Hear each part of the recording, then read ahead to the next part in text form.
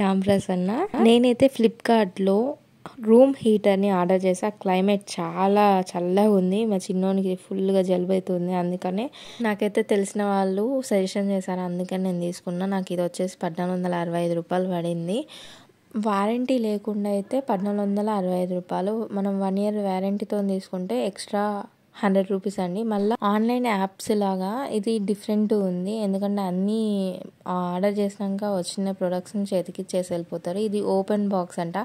ఏ product మనం 100 rupees తీసుకున్నా కానీ మనం ముందు ఇట్లా ఓపెన్ బాక్స్ చేసేసి అందులో వచ్చిన ప్రోడక్ట్ కరెక్ట్ ఉందా లేదో చూశాక వాళ్ళు ఫోటో తీసుకొని కస్టమర్ కేర్కి పంపించాకనే మనకు హ్యాండ్ ఓవర్ చేస్తారంట.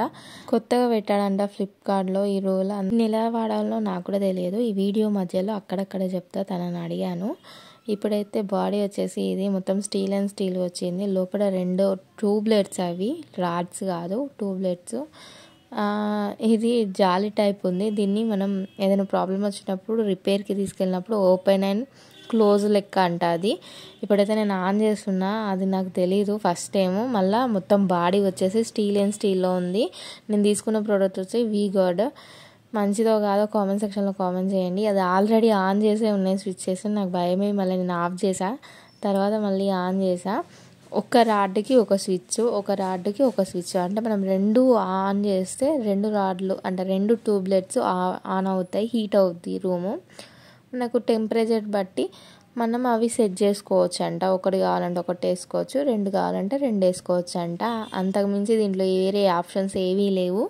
ఓన్లీ హీట్ పర్పస్ ఇది వాడడం. ముఖ్యంగా అయితే చిన్నపిల్లలు ఉన్న ఇంట్లో అయితే మెయిన్గా ఉండాలి. అది కూడా ఈ వానాకాలంలో పుట్టిన పిల్లలకైతే మస్తు యూజ్ అవుద్ది. ఎందుకంటే అప్పుడే పుట్టు పసకలు వస్తాయి పిల్లలకి. బయట చూస్తే వెదర్ బాగుండదు, ఎండ రాదు. అట్లాంటి టైంలో ఇది బాగా యూజ్ అవుద్ది. ఆన్ చేసినాక 1 minute నుంచే హీట్ అనేది స్టార్ట్ అవుతుంది. బయట వెదర్ చాలా చల్లగా ఉంటే 2 ట్యూబ్లెట్ని ఆన్లో పెట్టుకోండి. లేదు చల్లదనం చాలా నార్మల్గా ఉందంటే ఒక్కదాంతో సరిపోద్ది. ఇంకోటి ఏంటిదంటే ఇది ఆన్ చేసేటప్పుడు రూమ్ డోర్ క్లోజ్ చేసి ఆన్ చేస్తే తొందరగా హీట్ అవుద్ది. ఎంత హీట్ని ఇస్తుంది, బాగా హీట్ అవుద్దా రూమ్, లేకపోతే హీట్ అయి పేలిపోద్దా, లేకపోతే దీనికి ఏమైనా అవుద్దా అంటే భయాలు ఏం పెట్టుకొని అవసరం లేదు.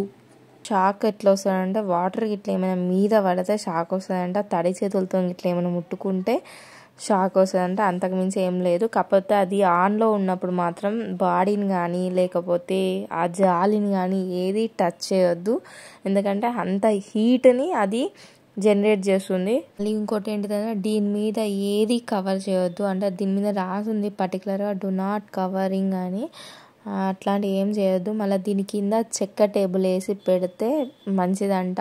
నేల మీద పెడితే నేల కూడా వేడవుద్దంట.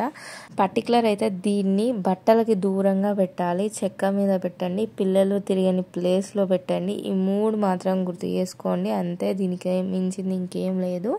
హీట్ కూడా 2 minutesలోనే నేను చేయబెట్టిన వరకు చాలా హీట్గా అయింది. నేను 1 minute కూడా చైన్ అలా పెట్టలేకపోయినా ఒక పావు గంట సేపు పెట్టేస్తే రూమ్ అనేది వెచ్చగా అవుతుంది. తర్వాత మీకు ఒకవేళ భయం వేస్తే మళ్ళీ ఆఫ్ చేసి మళ్ళీ రూమ్ కొంచెం టెంపరేచర్ మారుతుంది అంటే హీట్ నుంచి చల్లగా అవుతుంది అని మీకు తెలిసినప్పుడు మళ్ళీ స్విచ్ ఆన్ చేయండి, మళ్ళీ హీట్ అవుద్ది. దీన్ని నైట్ ఆన్ చేసి పడుకోవద్దంట, అది మాత్రం గుర్తుపెట్టుకోండి. ఈ ప్రోడక్ట్ కావాలంటే డిస్క్రిప్షన్లో లింక్ ఉంటుంది, చూసేయండి. నేను ఇదే ప్రోడక్ట్ కొనమని చెప్తలేను, ఇదే మంచిది అని కూడా చెప్పట్లేదు. దీంట్లో చాలా కంపెనీస్ ఉన్నాయి, చాలా మోడల్స్ కూడా డిఫరెంట్స్ ఉన్నాయి. నాకు నచ్చినాయని స్క్రీన్ రికార్డ్ చేసి పెడుతున్నా, చూసేయండి.